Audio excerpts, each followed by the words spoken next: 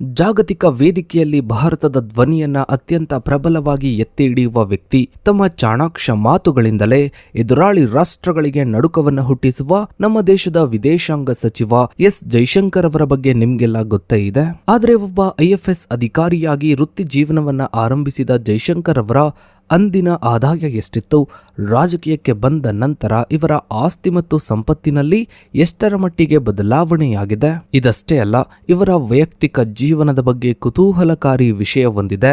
ಇವರ ಪತ್ನಿ ಕ್ಯೂಕೋ ಜೈಶಂಕರ್ ಅವರು ಮೂಲತಃ ಜಪಾನ್ ದೇಶದವರು. ಒಬ್ಬ ಭಾರತೀಯ ರಾಜತಾಂತ್ರಿಕ ಅಧಿಕಾರಿಗೆ ಜಪಾನ್ ಮೂಲದ ಮಹಿಳೆಯ ಪರಿಚಯವಾಗಿದ್ದು ಹೇಗೆ, ಇವರ ಪ್ರೇಮ ಕಥೆ ಮತ್ತು ಮದುವೆಯ ಹಿಂದಿನ ರಹಸ್ಯವೇನು, ಎಸ್ ಜೈಶಂಕರ್ ಅವರ ವೃತ್ತಿ ಜೀವನದ ಆರಂಭದ ದಿನಗಳಿಂದ ಹಿಡಿದು ಇವರ ಈಗಿನ ಆಸ್ತಿ ಸಂಪಾದನೆಯ ಬಗ್ಗೆ ಒಂದು ವಿಶೇಷ ವರದಿ ಇದೆ, ಬನ್ನಿ ನೋಡ್ತಾ ಹೋಗೋಣ.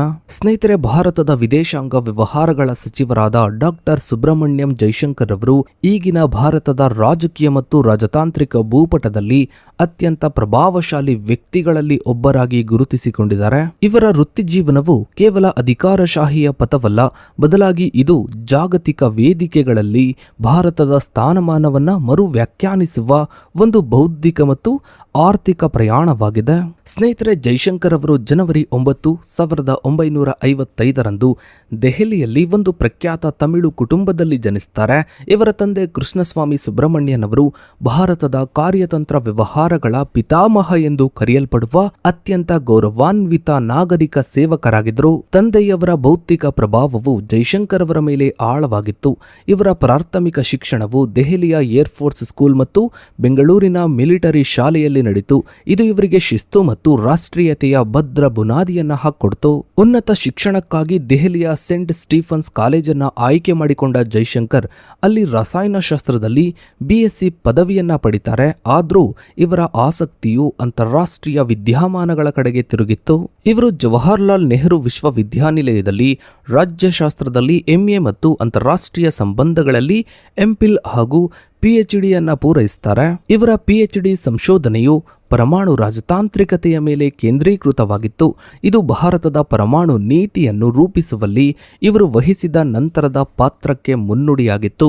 ಈ ಶೈಕ್ಷಣಿಕ ಹಂತದಲ್ಲೇ ಇವರು ತಮ್ಮ ಮೊದಲ ಪತ್ನಿ ಶೋಭಾ ಅವರನ್ನ ಭೇಟಿಯಾದರು. ಇವರು ಕೂಡ JNUನಲ್ಲೇ ವ್ಯಾಸಂಗವನ್ನ ಮಾಡ್ತಾ ಇದ್ರು, ಅಲ್ಲೇ ಇವರು ಕೂಡ ಓದ್ತಾ ಇದ್ರು. ನಂತರ ಸ್ನೇಹಿತರೆ, 1977ರಲ್ಲಿ ಭಾರತೀಯ ವಿದೇಶಾಂಗ ಸೇವೆಗೆ ಅಂದ್ರೆ IFS ಸೇರಿದ ಜೈಶಂಕರ್ ಅವರ ವೃತ್ತಿ ಜೀವನವು ಸುಮಾರು 4 ದಶಕಗಳ ಕಾಲ ಜಾಗತಿಕ ರಾಜತಾಂತ್ರಿಕತೆಯ ವಿವಿಧ ಸ್ತರಗಳಲ್ಲಿ ಸಾಕ್ತು. ಒಬ್ಬ IFS ಅಧಿಕಾರಿಯ ಆದಾಯವು ಕೇವಲ ವೇತನಕ್ಕೆ ಸೀಮಿತವಾಗಿರುವುದಿಲ್ಲ, ಬದಲಿಗೆ ಇದು ಇವರು ನಿಯೋಜನೆಗೊಂಡ ದೇಶದ ಜೀವನ ಮಟ್ಟ ಮತ್ತು ಅಲ್ಲಿನ ಭತ್ಯೆಗಳ ಮೇಲೆ ಅವಲಂಬಿತವಾಗಿರುತ್ತೆ. ಅಂದ್ರೆ ಈ ವ್ಯಕ್ತಿ ಅಂದ್ರೆ ಈ ಅಧಿಕಾರಿ ಯಾವ ದೇಶದಲ್ಲಿರ್ತಾರೆ, ದುಬೈನಲ್ಲಿದ್ರೆ ಅಲ್ಲಿನ ಜೀವನ ಶೈಲಿ ಹೇಗಿರುತ್ತೋ ಅಲ್ಲಿಗೆ ತಕ್ಕಂತೆ ಇವರ ಸ್ಯಾಲರಿ ಇರುತ್ತೆ. ಒಂದು ವೇಳೆ ಇವರು ಅಮೆರಿಕದಲ್ಲಿದ್ರೆ ಅಮೆರಿಕದಲ್ಲಿ ಅಲ್ಲಿನ ಜೀವನ ಶೈಲಿ ಹೇಗಿರುತ್ತೋ ಹಾಗೆ ಇವರ ಸ್ಯಾಲರಿ ಇರುತ್ತೆ. IFS ಅಧಿಕಾರಿಗಳು ವಿದೇಶಗಳಲ್ಲಿ ಭಾರತವನ್ನ ಪ್ರತಿನಿಧಿಸುವಾಗ ಇವರಿಗೆ CFA ಅಥವಾ ವಿದೇಶಿ ಭತ್ಯೆಗಳನ್ನ ನೀಡಲಾಗುತ್ತೆ.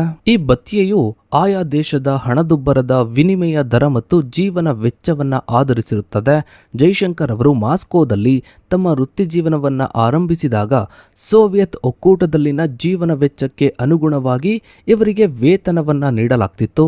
ಜೈಶಂಕರ್ ಅವರ ಆದಾಯದ ಇತಿಹಾಸವನ್ನ ಗಮನಿಸಿದ್ರೆ ಇವರು ವಾಷಿಂಗ್ಟನ್, ಶ್ರೀಲಂಕಾ ಮತ್ತು ಹಂಗೇರಿಯಾ ಬುಡಾಪೆಸ್ಟ್ನಲ್ಲಿ ಕೆಲಸವನ್ನ ಮಾಡಿದ ಅವಧಿಯಲ್ಲಿನ ವಿದೇಶಿ ಭತ್ಯೆಗಳು ಇವರ ಉಳಿತಾಯಕ್ಕೆ ಸಹಕಾರಿಯಾದವು. ವಿದೇಶಿ ಭತ್ಯೆಯು ಸ್ಥಳೀಯ ಸೇವಕರು, ವಿದ್ಯುತ್ ಮತ್ತು ನೀರು ಸರಬರಾಜು ವೆಚ್ಚಗಳನ್ನು ಒಳಗೊಂಡಿರುತ್ತದೆ.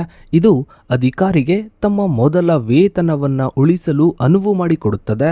2015ರಿಂದ 2018ರವರೆಗೆ ಭಾರತದ ವಿದೇಶಾಂಗ ಕಾರ್ಯದರ್ಶಿಯಾಗಿ ಇವರು ಸರ್ಕಾರದ ಅತ್ಯುನ್ನತ ವೇತನ ಶ್ರೇಣಿಯಲ್ಲಿದ್ದರು. ಇನ್ನು ಸ್ನೇಹಿತರೆ, ಇವರು 1998ರಲ್ಲಿ ಹಿಮಾಚಲ ಪ್ರದೇಶದ ಶಿಮ್ಲಾದ ಕಿರ್ ಗ್ರಾಮದಲ್ಲಿ 1.5 ಎಕರೆ ಕೃಷಿ ಭೂಮಿಯನ್ನು ಕೇವಲ 1.22 ಲಕ್ಷಕ್ಕೆ ಖರೀದಿಸಿದರು. ಪ್ರಸ್ತುತ ಈ ಭೂಮಿಯ ಮೌಲ್ಯ 25 ಲಕ್ಷಕ್ಕೂ ಹೆಚ್ಚಿದೆ.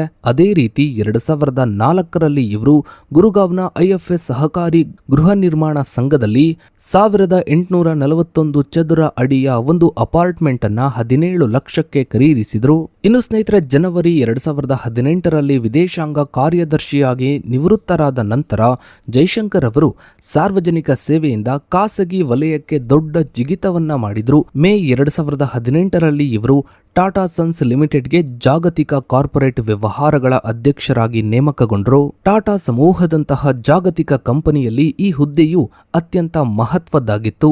ಅಂತಾರಾಷ್ಟ್ರೀಯ ಕಾರ್ಯತಂತ್ರ ಮತ್ತು ಭೌಗೋಳಿಕ ರಾಜಕೀಯ ಬದಲಾವಣೆಗಳನ್ನು ಗಮನದಲ್ಲಿಟ್ಟುಕೊಂಡು ಟಾಟಾ ಕಂಪನಿಗಳ ವ್ಯವಹಾರವನ್ನ ಜಾಗತಿಕವಾಗಿ ವಿಸ್ತರಿಸುವುದು ಇವರ ಜವಾಬ್ದಾರಿಯಾಗಿತ್ತು. ಈ ಅವಧಿಯಲ್ಲಿ ಇವರ ವೇತನವು ಸರ್ಕಾರಿ ವೇತನಕ್ಕಿಂತ 10 ಪಟ್ಟು ಹೆಚ್ಚಾಗಿತ್ತು. ಟಾಟಾ ಸನ್ಸ್ನ ಹಿರಿಯ ಕಾರ್ಯನಿರ್ವಾಹಕರ ವೇತನ ಶ್ರೇಣಿಯು ಕಂಪನಿಯ ನೆಟ್ವರ್ತ್ ಲಾಭದ ಒಂದು ಭಾಗವನ್ನ ಕಮಿಷನ್ ರೂಪದಲ್ಲಿ ಪಡೆಯುವ ಅವಕಾಶವನ್ನು ಕೂಡ ಒಳಗೊಂಡಿರುತ್ತದೆ.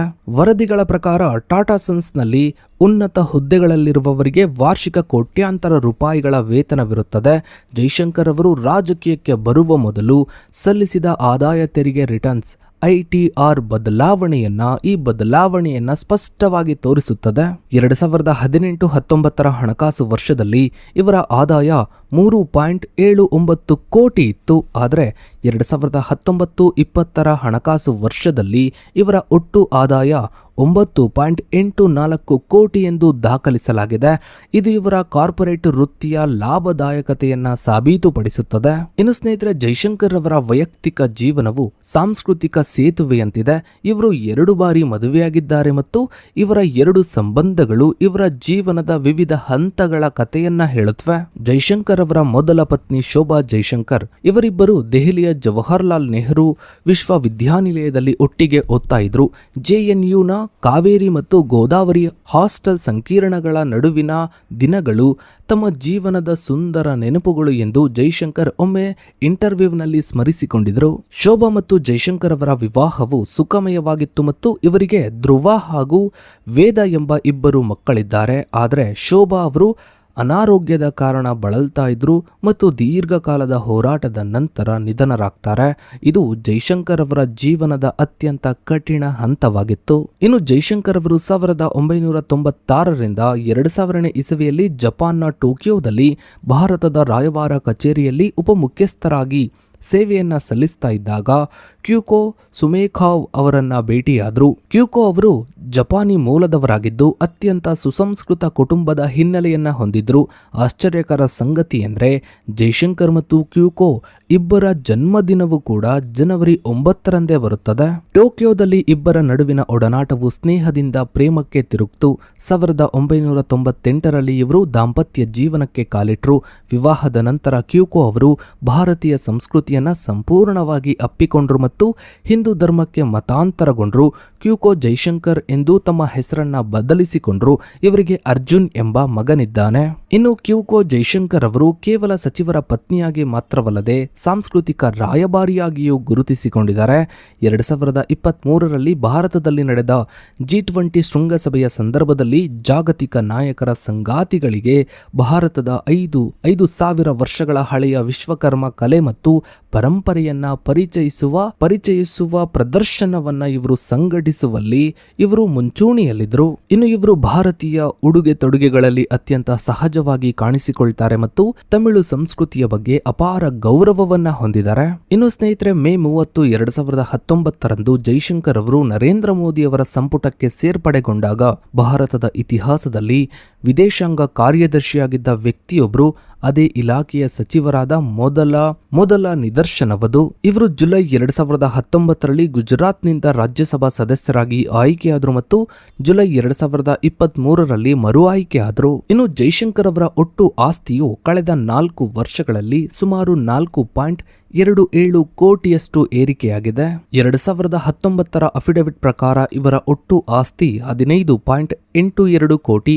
2023 ಅಫಿಡವಿಟ್ ಪ್ರಕಾರ ಇವರ ಒಟ್ಟು ಆಸ್ತಿ 20.09 ಕೋಟಿ.